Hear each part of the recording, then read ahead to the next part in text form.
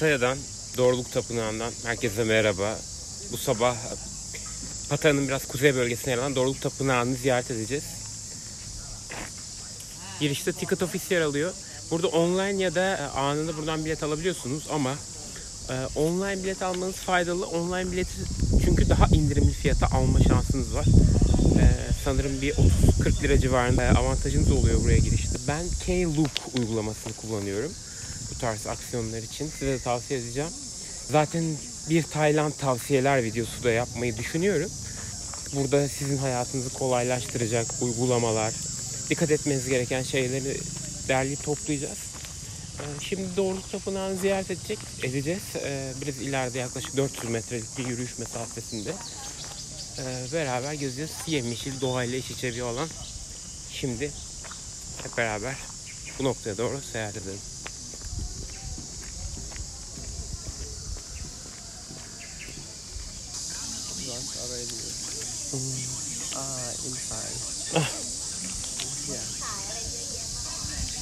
Yes. Bu noktada bilet kontrolü yapıyorlar. Bir sticker veriyorlar. Burada hani daha önceden biletle girdiğinizi görmek için. Buradan aşağı doğru gidiyoruz. Sticker'ı şöyle kolumuza yapıştırdılar. Bunu görebiliyor musunuz? Böyle gidiyoruz.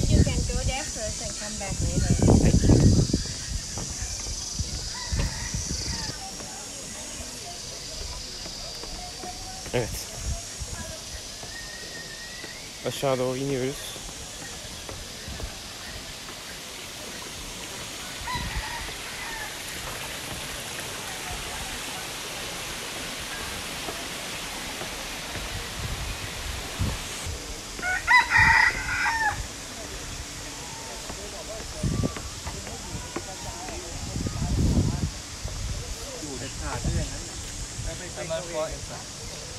After we are inside or right now? Yeah, there is only point.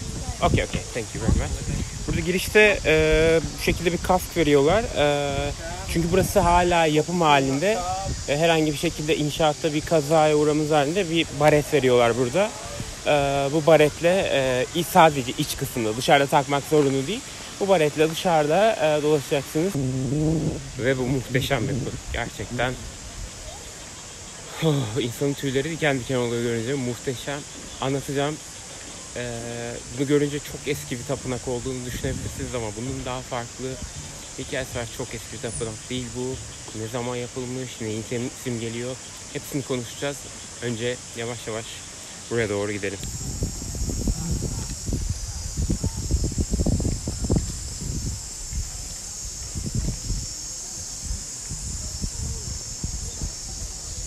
Burada at binimi de yapabiliyorsunuz istiyorsanız. Biletler satılırken bu opsiyonda seçenekler arasında var. Yani kendi adıma böyle bir şeyim olmadığı için hem vaktim hem de çok fazla bir ilgim olmadığı için es geçtim ama bir şeyler yapalım diyorsanız işte ata binmek, sanırım fil turu, fillerle bir tur atmak vesaire hepsi mümkün burada. Burada küçük sevimli dostlarımız var. İsterseniz bunları 20 baht karşılığında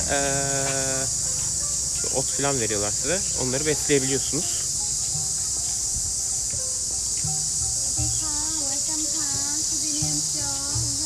Şurada hediyelik eşyalar satılan bir girişte bir reyon var.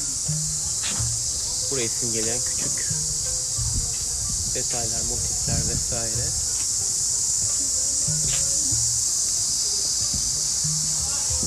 Tişörtler var.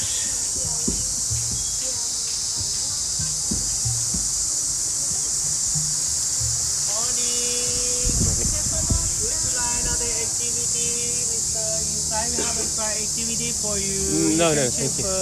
Burada çeşitli aktiviteler yapabiliyorsunuz demiştim. Neler olduğunu gösteriyor. Speedboat'la gezme şansınız var. Rowing boat, küçük bir kanoyla buradaki küçük gölette gezebiliyorsunuz. Atla gezip burada at arabasıyla gezebilirsiniz. ATV turu var. Shooting burada çok yaygın, niyeyse anlamadım. Bir de fille dolaşma şansınız var eğer bunlar ilginizi çekiyorsa. Ve burada arkadaşlarım size yardımcı olacak.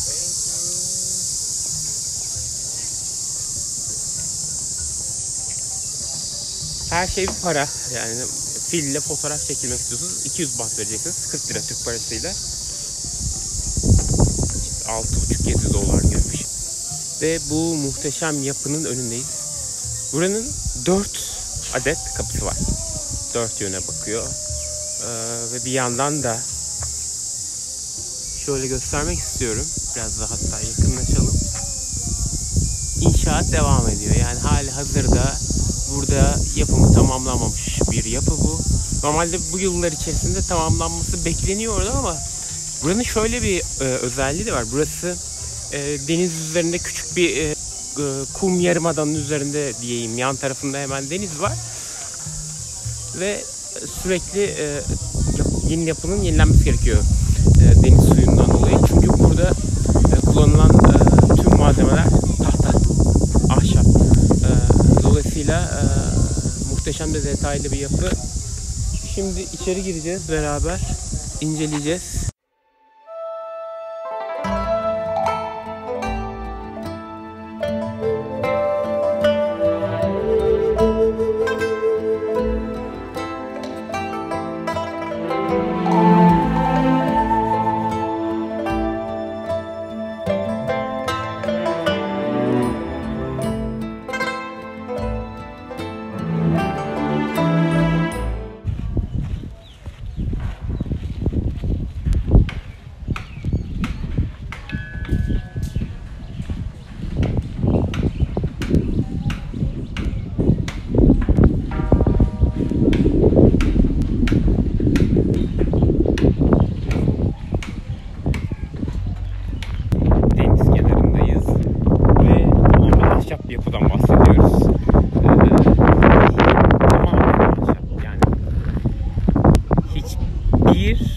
Metal ya da başka bir materyal kullanılmamış.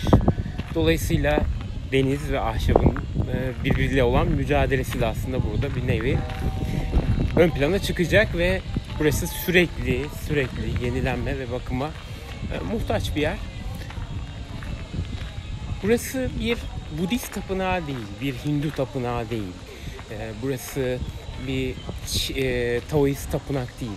Buranın özelliği şu, burası farklı kültürlerin, farklı dinlerin birlikteliğini simgeliyor ve ana figürler, eski Hindu ve Çin mitolojilerindeki cennet, anne, baba, yıldızlar, ay ve güneş gibi temel faktörler olmadan insanoğlunun var olamayacağını bir nevi anlatıyor. Burada entrance kısmı burası. Ya gerçekten hani bir yandan da anlatırken çok etkileyici motifler var. Onlara bakıyorum sizle beraber. Yani şöyle göstereceğim. Niye ara ara duraksadığımı anlamanız için. Gerçekten insanoğlunun aslında ne kadar yaratıcı, ne kadar yetenekli olduğunun bir örneği bu. Burası yapımına 1981 yılında başlanmış bir yapı ve hala da devam ediyor. Dediğim gibi hiçbir zaman aslında tam olarak bitmeyecek. Çünkü bunun tamamlanması dışında sürekli bakım ve onarım süreçleri gerektiren bir yapı olduğu için devam edecek. Dolayısıyla şu basamaklar dahi ahşap. Görüyorsunuz. Tik ağacı kullanılıyor. Burada kullanılan ağaçlar 200 yıllık ağaçlar kullanılıyor. Gördüğünüz gibi bir yandan da burada yapım çalışmaları devam ediyor. Yani oymacılık faaliyetleri devam ediyor. 4 saat bir yanda zaten bu sesleri duyacaksınız. Buranın ilk yapımına başladığında belki biraz proje ağır ilerliyor. Çünkü çok büyük bir ustalık gerektiriyor. Çok detaylı bir tahta işlemeciliği var. Ama zamanla bunu geliştiriyorlar ve daha iyi hale geliyor. Dolayısıyla çok kusursuza yakın eserler ortaya çıkmış durumda. Sadece şöyle biraz etrafı göstereceğim. Yani hangi bir detaya bakacağınızı bilemiyorsunuz. Fotoğrafa veya videoya izin veriliyor ama ticari amaçla kullanılmasına izin verilmiyor.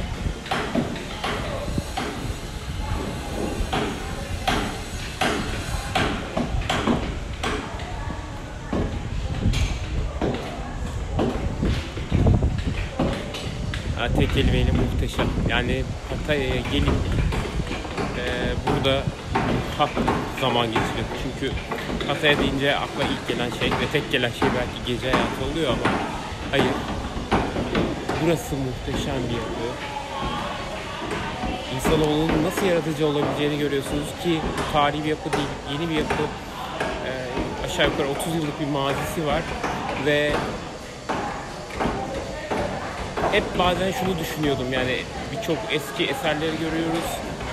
Avrupa'da da yani işte çok yaratıcı eserler var. Örneğin işte Gaudi'nin eserlerini düşünün. Şu an o yaratıcılık var mı? Biraz öldü mü? İnsan düşünüyor. Bu tarz bir yeri görmek.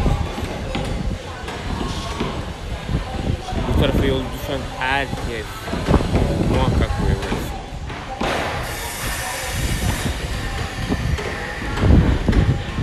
Harıl harıl bir çalışmada içeride devam ediyor.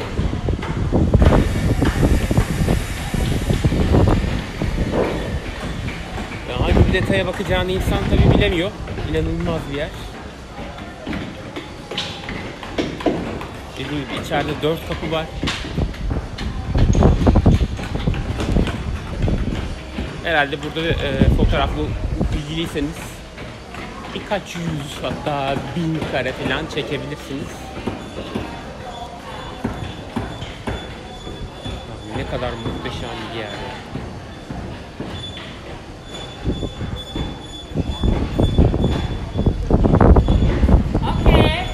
Şu detayları görebiliyor musunuz? Bunların hepsi tahta, tek tek uyulmuş ve tek bir çivi kullanılmış. Çiviler de tahta. Kullanılan çiviler de tahta.